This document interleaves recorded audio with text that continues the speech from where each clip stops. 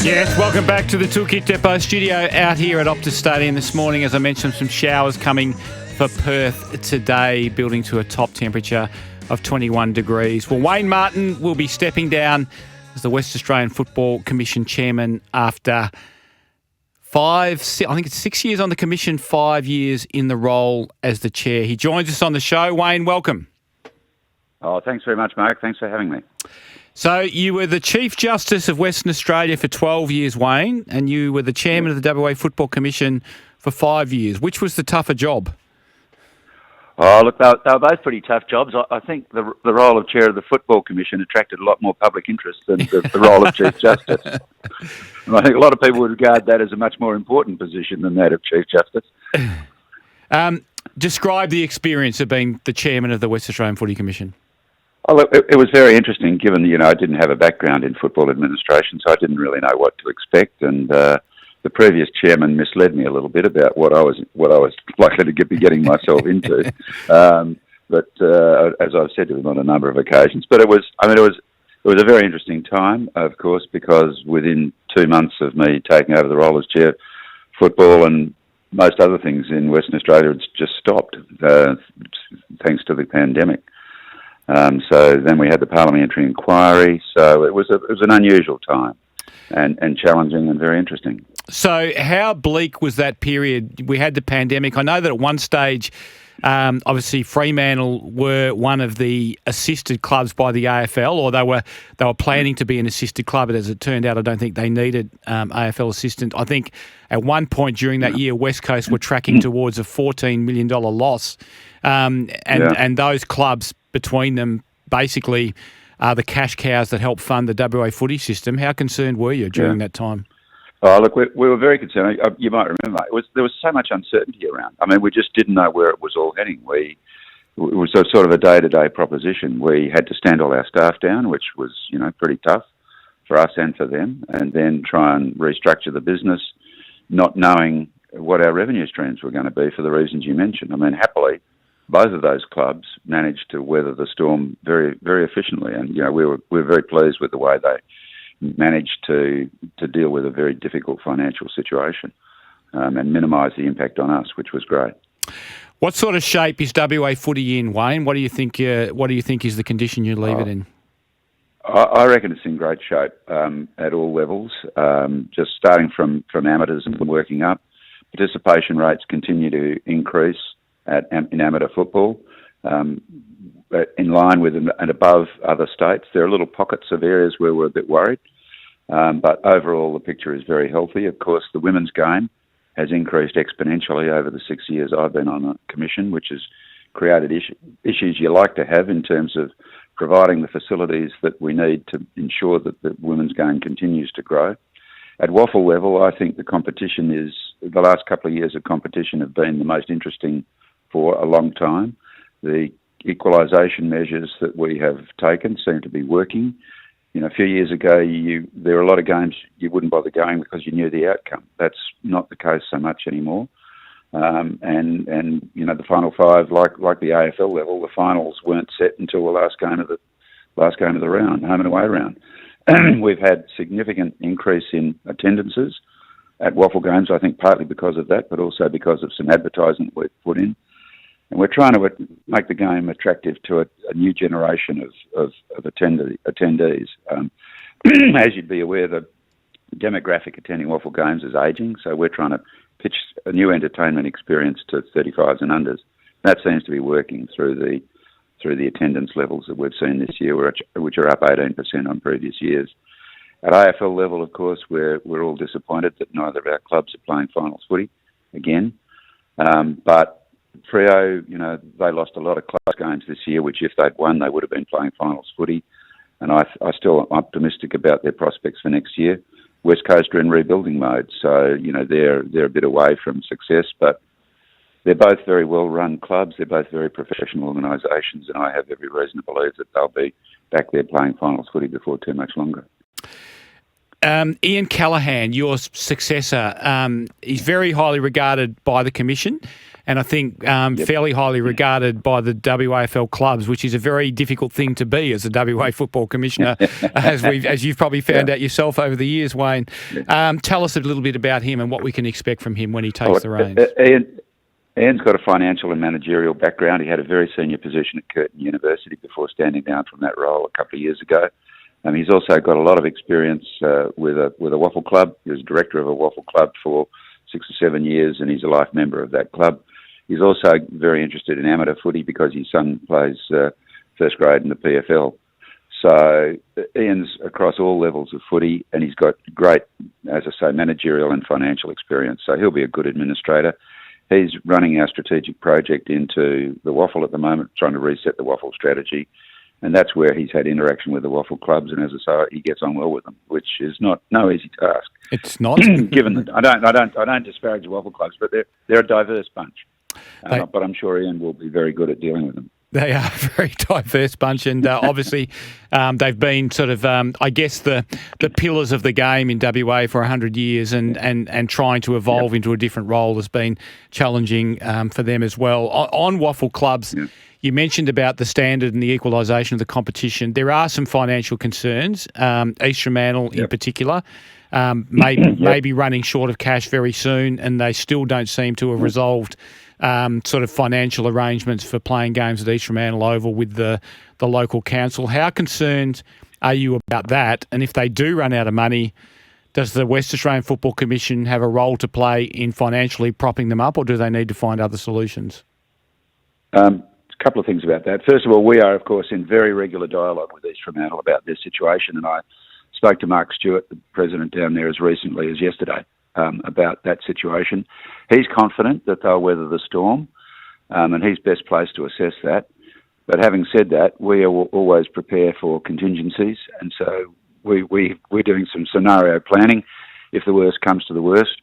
Whether that scenario planning would involve us providing financial contribution will depend on the circumstances if and when that situation arises. But before we would do that, we would want to see a business plan that showed them being sustainable into the future. That would be, because we're not in the business of throwing good money into black holes. We would need to see a proposal, a sustainable future that stacks up financially.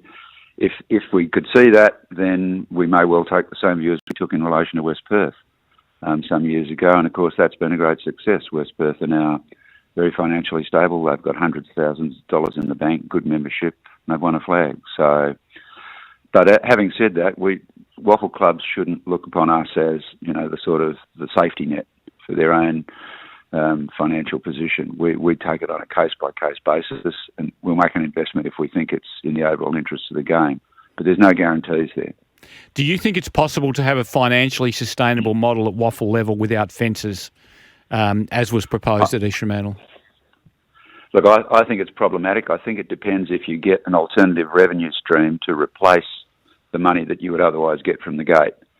I know that's on East Fremantle's agenda now. They're talking to other entities about getting a revenue stream that would effectively replace the gate. But I think you're right. Without something to replace the gate, it's very difficult to see how you're sustainable.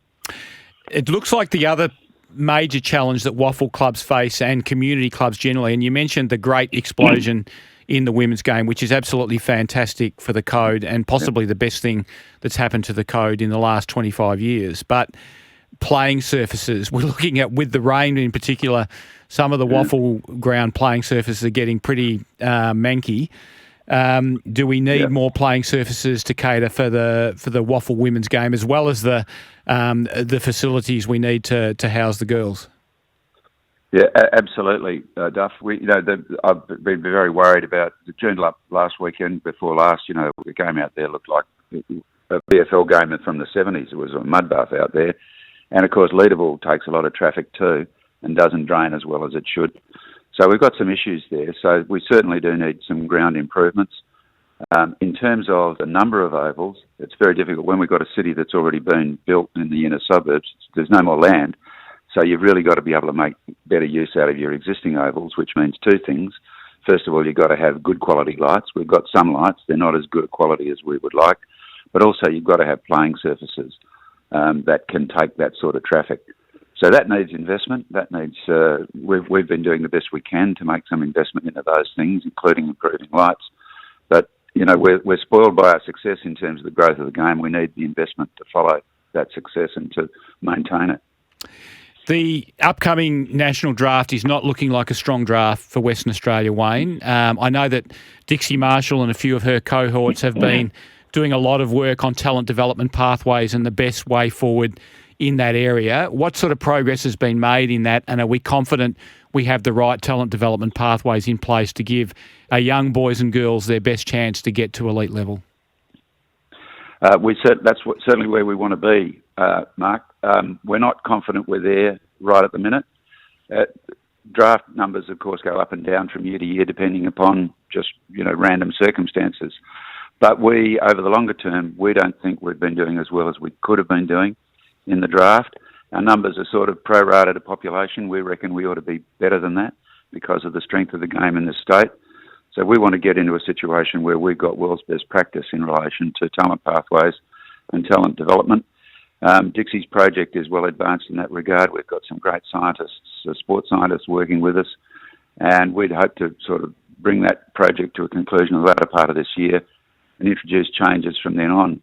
Of course, you can't change these things overnight, so it's going to take a few years before we'll see the impact of those changes, but we certainly want to get ourselves into a position whereby, as you say, every boy or girl in Western Australia has the maximum chance of being drafted into an AFL club or a WAFL club, as the case may be. How do we go about equalising the travel for our AFL teams? I know this is not specifically on your agenda because obviously it's up to the AFL clubs to negotiate with the AFL and try and get a better outcome, but it seems to me that travel is a massive factor for our clubs. It seems to me that occasionally the AFL doesn't have a full understanding of how it affects our teams and their performance. What are our options in terms and what are the Commission's options in terms of pressing the case for a better deal for them, do you think? Well, we have been pressing the case for a better deal. We've been engaged in discussions with the AFL, with our clubs on that very subject, and I met with Andrew Dillon with both of our clubs earlier in the year to talk about that, and we made the point that, for example, Carlton this year played 18 games in Melbourne, whereas our clubs played 11 games in Perth, and when Carlton does travel, they don't have nearly so far to travel as our clubs do. So we'd like to see a situation in which both of our AFL clubs play more games at home in Perth. The AFL, I think, are listening to that. I don't know how they're going to achieve that, but hopefully they'll be able to. There are other options, I guess, in terms of maybe having rounds over here, bringing Victorian clubs over here to stay here for a couple of weeks, like they did during the pandemic. So there's a few opportunities there, but certainly it does make it a lot harder for Western Australian clubs to achieve success when they're travelling as far as they do. If you've got a team that has to go to Tasmania, for example, and then scrub up to play a game, it just makes it very hard. And week in, week out, it's over the course of a long season, it just makes it very difficult for the players. Wayne, I know from what you said publicly before, I know your answer to this, and I think you know why my views on this, but a third team in Western Australia, if they can put one in Tasmania, it just seems to me that the numbers say we can put one in Perth and save our teams a trip and potentially generate more money for WA footy and generate more money for the stadium.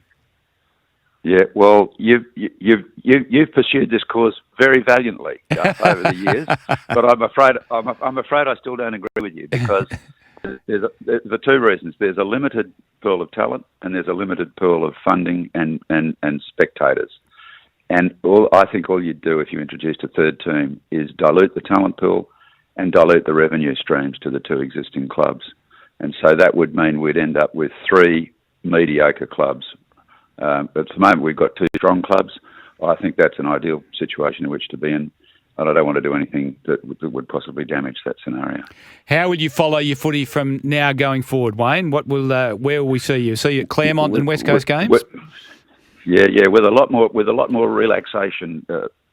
Duff, I'll be able to go to the game without having to worry about crowd numbers or making a speech at half time or talking to stakeholders about the future management game. I'll just be able to sit back and watch the footy. which will be great. Congratulations on your term as the WA Football Commission Chairman, Wayne. I think you're right about everything you said about the WAFL, and well done on the stint, and hopefully it continues as we go forward. Thanks very much, Mark. Thanks for having me on. That's great. Wayne Martin, he's the outgoing WA Football Commission Chairman, who has brought to us today thanks to the 7-seater Isuzu MUX. Visit your local Isuzu ute dealer today. We'll be back with more after the news.